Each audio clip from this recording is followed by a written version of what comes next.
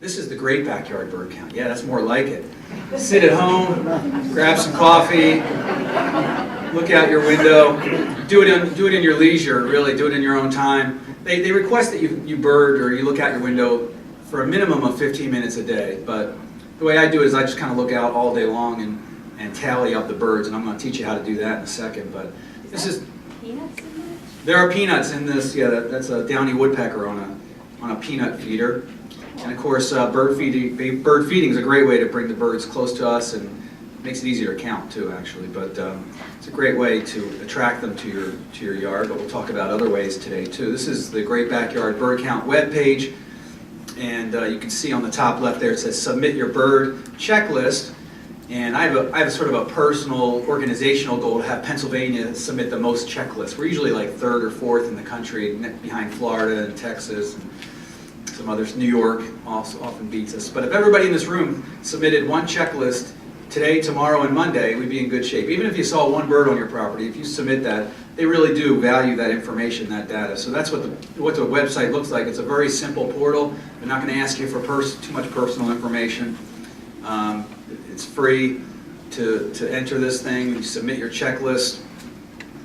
And why do we count in the wintertime? Well, not much else to do, really. So it's a good time of the year. People are home generally, not vacationing. And what does the Great Backyard Bird Count and the Christmas Bird Count tell us? What about those winter birds, winter finches that come down from the boreal forest? They come down it's irregular, every 9 or 10 years or so. These birds, like the white-winged crossbill, very specialized birds above, and the pine siskins, come down in often great numbers, and it tells us about the resources further north and whether they're lacking or in good shape. I don't think they've come down this year. We have a few pine siskins. I haven't seen. You've seen pine?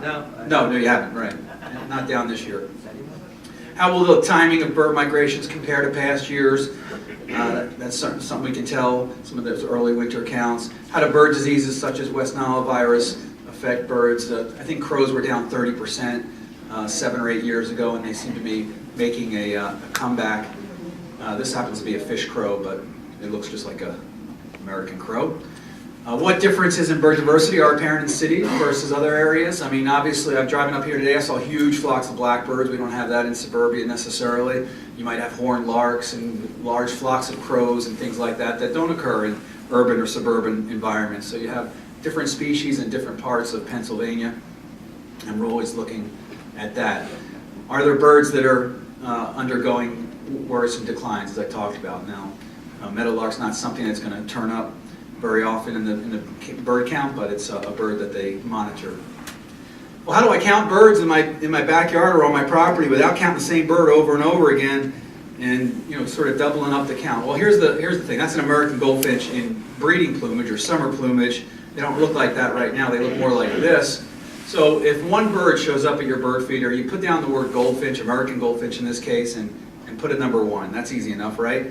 Then a little bit later in the day, 4 birds show up at your feeder. Well, just cross out the 1 and put the 4. So you're always putting the highest amount you've seen in the course of the day.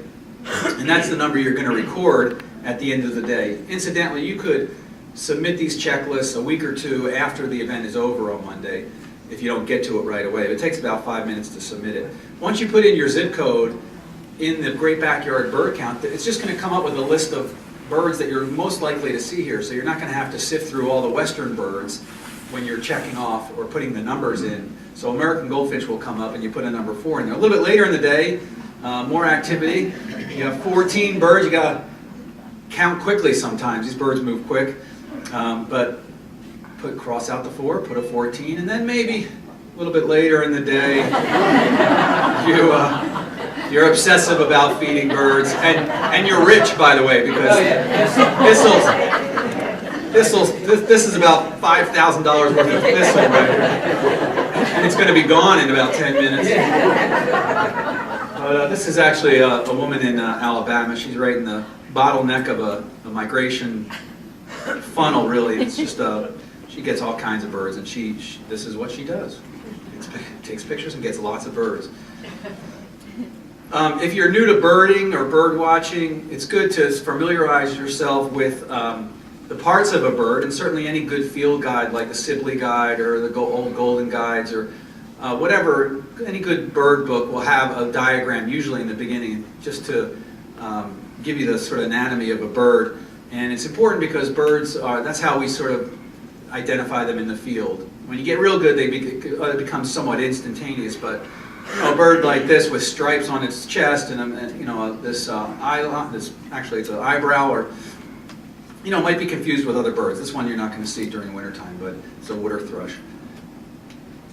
And then of course the face is always, if you get a quick look at the head, especially with sparrows, they have a lot of different patterns on around their eyes and their head, and just familiarize yourself with that. We only have a certain amount of birds here in the wintertime, so it's not that difficult. That's the other good thing about the Great Backyard Bird Count.